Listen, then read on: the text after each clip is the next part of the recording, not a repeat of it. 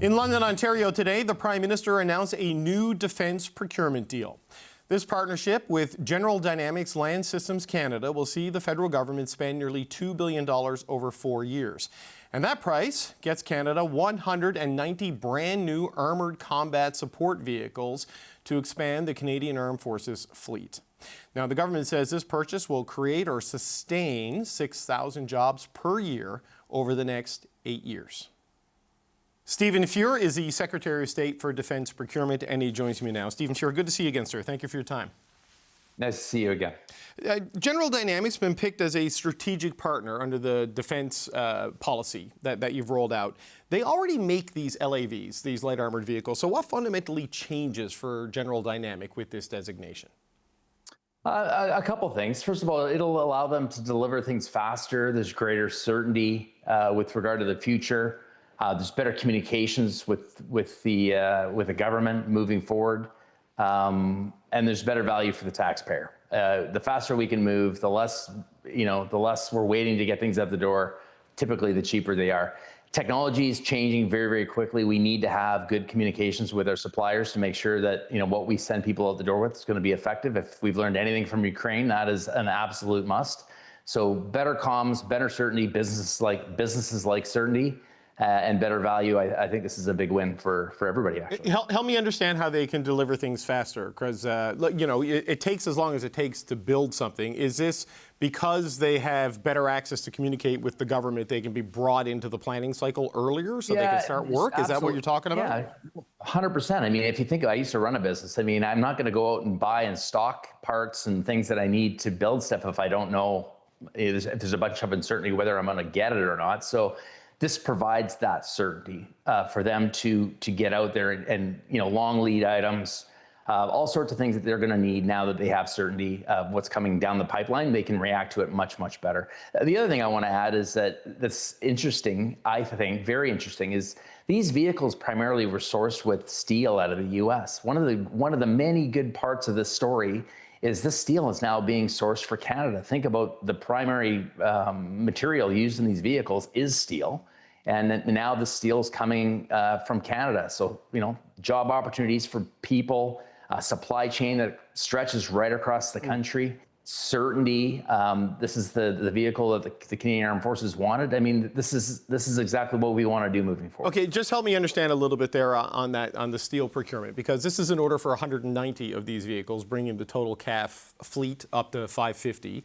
There was an earlier purchase of 360 vehicles, which I think was approved in 2019, if I remember correctly. That's very good. Right. Were those 360 made primarily with American steel, and now the next 190 will use Canadian steel? Yeah. Is that the shift here?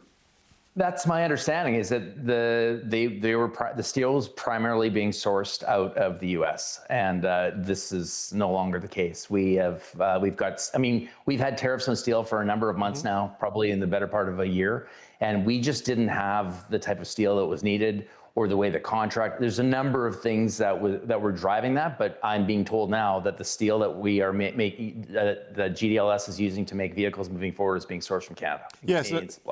So that was stated by the Prime Minister today. I guess I'm wondering, Minister, is that shift in the procurement, is that a condition of this purchase, or is this just a consequence of the trade uncertainty the U.S. has created and the counter tariffs and other things just causing sort of a cost push that maybe made the Canadian option more attractive? No, I think that it's a combination of a whole bunch of factors. I mean, we're putting significant pressure on our primes to Canadianize their supply chains, to give other companies opportunities to participate in the spend. I mean, this is the only way that we're going to maximize the value for Canadian companies. Isn't just giving money to primes, but it's making sure that money rolls down to other suppliers, small to medium-sized enterprises right across the country. And where we can, whether it be GDLS or Bombardier or any of the major shipyards, these are the conversations we're having with them a lot to make sure that they do this where they can. And they've all been very cooperative, and I'm quite happy to say that they're doing the best they can, which is great. Okay, so on this, there's a number of several thousand jobs that the Prime Minister talked about that are attached to this.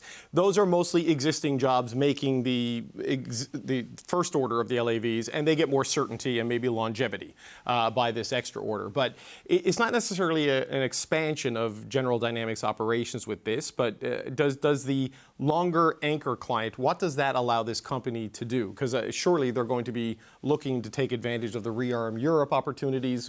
How does this fit into that picture?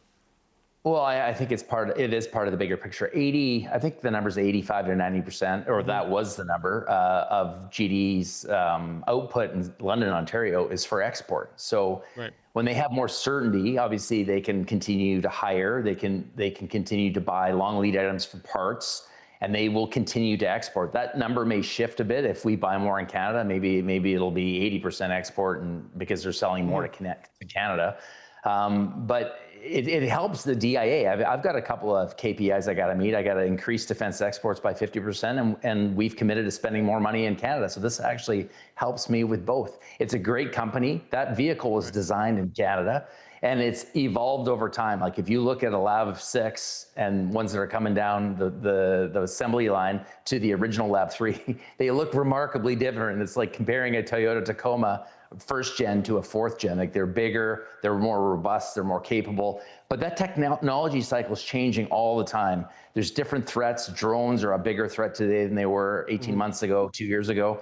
And we have to be, those vehicles have to be updated to respond to these threats. And having this strategic partnership, like I said, increases our relationship, betters the communication, allows us to iterate faster, allows them to meet the needs of the Canadian Armed Forces much, much better, employs Canadians, builds out our supply chain. This is exactly what we're trying to achieve. Okay, and just for people at home on the acronyms, the DIA is the Defence Investment Agency, and KPI is Key Performance Indicators. That's basically the marching orders the Prime Minister gave you. On Key Performance Indicators, giving General Dynamics this designation as a strategic partner, what sort of oversight and, I guess, assessment does the government then do to ensure that private companies that you bring into this designation are delivering what you've asked them to deliver and sort of meeting the bar on things that you've asked them to meet?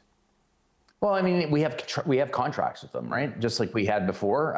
We get to a contractual place a lot faster with a partnership, and in this case, we've had a long history of dealing with this particular company. So, in the contract, like anything else, there's expectations, and there's directions where you can go when the contract doesn't necessarily work out. But we're very confident this is good news for everyone, and we're going to focus on the future. Okay, speaking of the future, there's reporting from my colleague Ashley Burke that Canada has agreed to play some sort of a role in this international consortium to build the next generation of stealth fighter jets by 2035. This is primarily led by the UK, Japan, and Italy. What's Canada doing in that, Minister? The acronym's GCAP. Okay. These are my acronyms. I think that's an announcement that's coming down the pipe. I don't want to get out in front of it, so I'll leave that to my colleague, Minister McGuinty. But essentially, as you described, it's a consortium of countries that are coming together to think about the next generation of fighter capability and what that looks like. Is it a single platform? Is it collaborative combat aircraft? What's that going to look like, and who's going to participate? Who's going to pay? How long it's going to take? These are all things that have to be worked out. Right. Japan is there, which is interesting, as a non-NATO country, but certainly very much a like-minded ally that often attends NATO summits, certainly in recent years. The United States is not. What should we draw from that Canada is willing to join an international, multinational jet-making consortium that doesn't include the Americans? I mean, this middle powers thing is a thing. I mean, we've been talking about it for a while. There was another consortium called FCAS doing kind of similar things. It's just, again, like-minded countries that want to come together and focus on the future, integrate their supply chains, get a part of the business action in addition to share in the capability burden and deliver new capability quickly. I don't look at it really as anything more than that. The U.S. tends, because they're so big, they tend to go alone a lot of the time. Mm-hmm. That's not a surprise. And I mean, if you look at some current fighters that are flying. Eurofighter Typhoon's a European consortium. France tends to go it alone, just like the U.S. does. So there's countries that want to focus on it and do it by themselves, and there's others that want to work together to add value and contribute in different ways. And this is all this is. Okay, so next week we'll hear something, I guess, from David McGuinty, the defense minister, on that next generation of fighter jets. What about the current generation? Do you have an update for me on the F-35s? I can't let you go without asking. Every time you come on, I'm going to ask. So will we have an answer on the F-35s by then? What? One day in the future, we will have an answer. And I would commit to coming on your program first when the answer is, we're ready to share the answer with Canadians. Will we have that answer by David McGuinty's announcement next week, or is that still TBD? I would leave it on the TBD shelf for now. There's lots of good things to talk about. Okay. But we're focused on many things at this time. Stephen Fuhr, Secretary of State for Defence Procurement. Always appreciate the time. Thank you, sir. Thank you.